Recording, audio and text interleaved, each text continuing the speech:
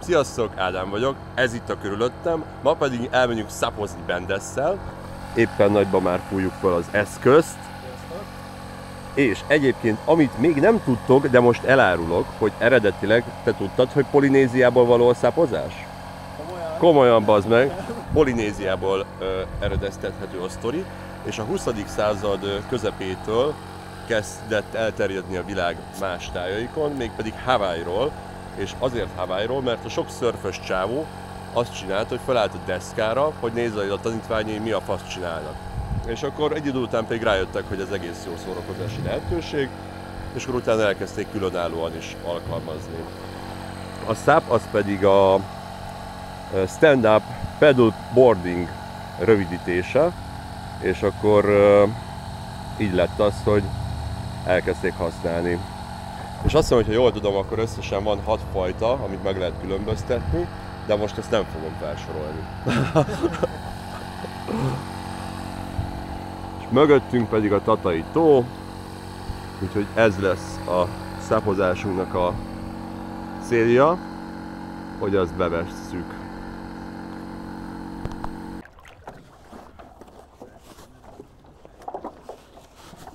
Nagyon kíváncsi vagyok, hogy mennyire leszek alkalmas most erre.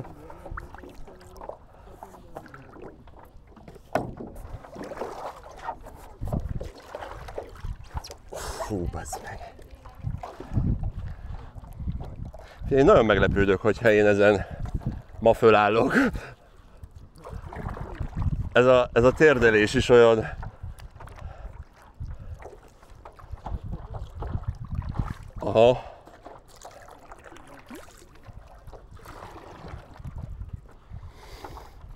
Igen.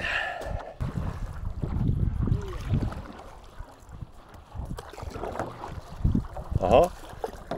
Ja, most csak kezdek ráérezni, hogy ha nem oldalasan csinálom, akkor még egyenesen is bírok menni, beszélni.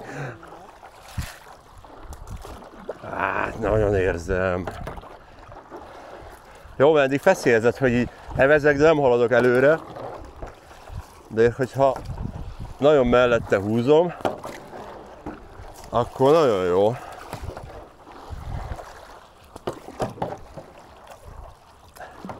Hát bazd meg, tiszta zsákpusztoljak.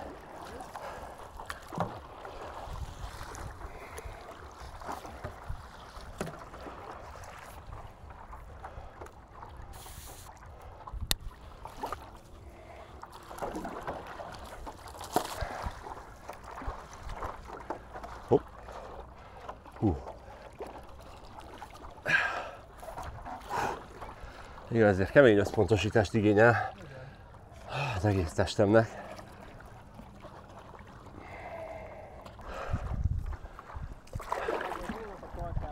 A tónak a farkába? Ez remek.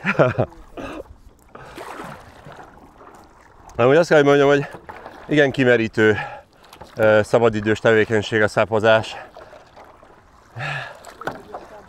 Igen, de cserébe viszont nagyon jól néz ki minden.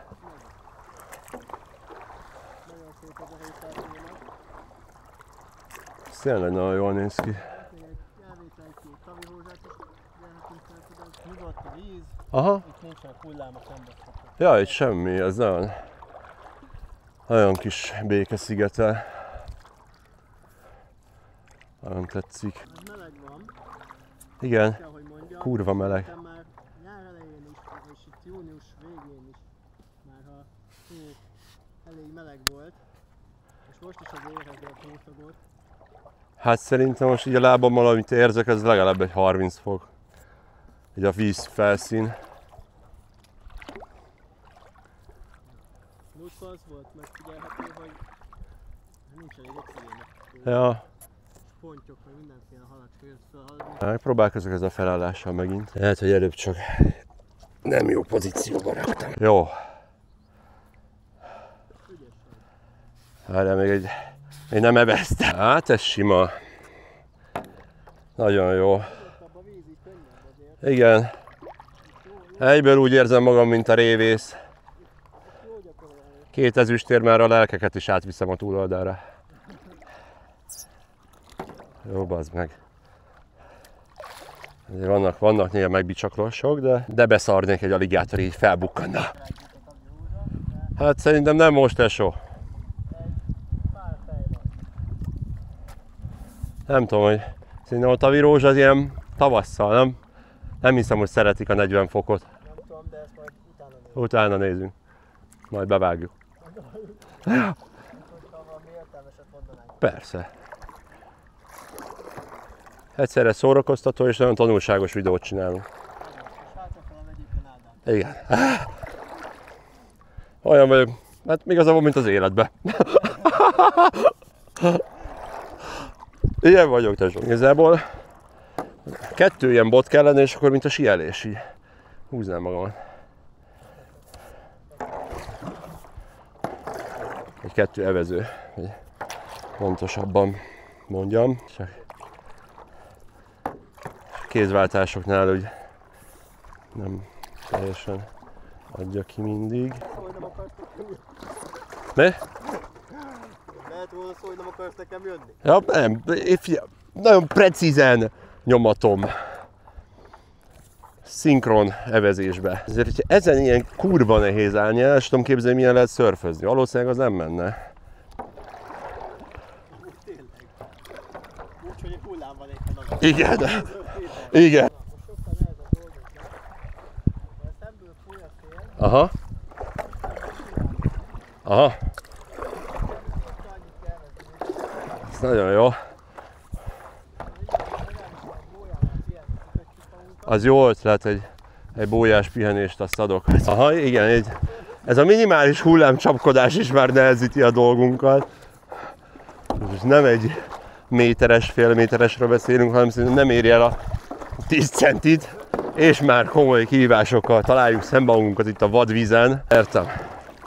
Akkor hullámmal szembe mindig. Hát ez sima. Hol van egy bója, ahova ki tudjuk kötni magunkat, hesszelni?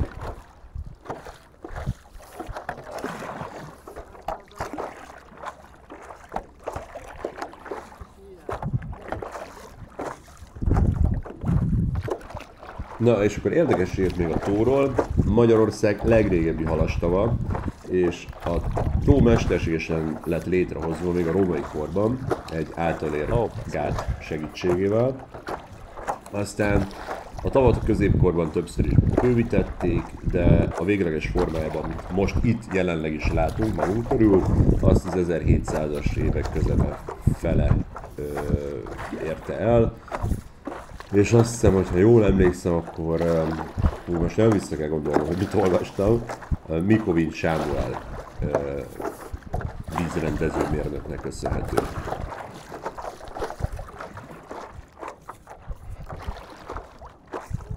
És ami még érdekes az az, hogy itt van a Tatai vár is mellette közvetlenül, ami egyébként évszázadokon keresztül királyi nyaraló volt, és volt végvár is. Zsigmond és Mátyás király idején is fontos szerepet töltött be. Úgyhogy azt nagyon érdemes megnézni, hogy erre jártak, illetve kipróbálni ezt a szápozós lehetőséget, mert úgy lehet bérelni, meg minden.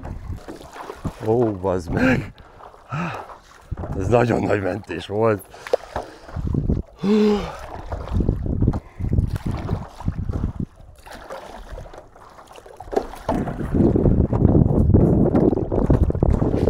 Nagyon nagy mentéseket csinálok.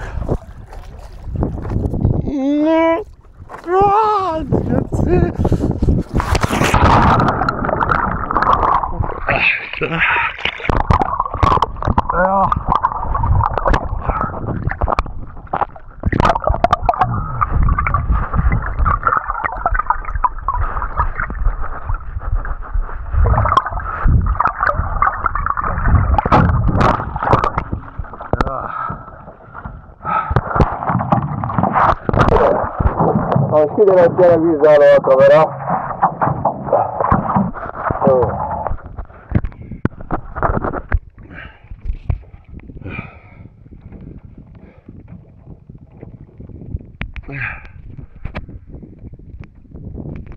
De egyenlőre úgy néz ki, hogy igen.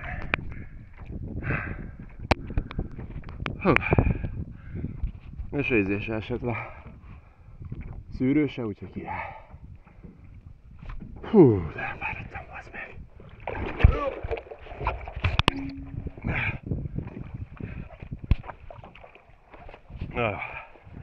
Na, szápozásunkat sikeresnek tekintem, csak időközben meg lemerült a eszköz, úgyhogy legközelebb, ja, akkumulátorral, dupla aksival. De most már megérdemeljük a lángost. Igen, menjünk lángoshozni egyet.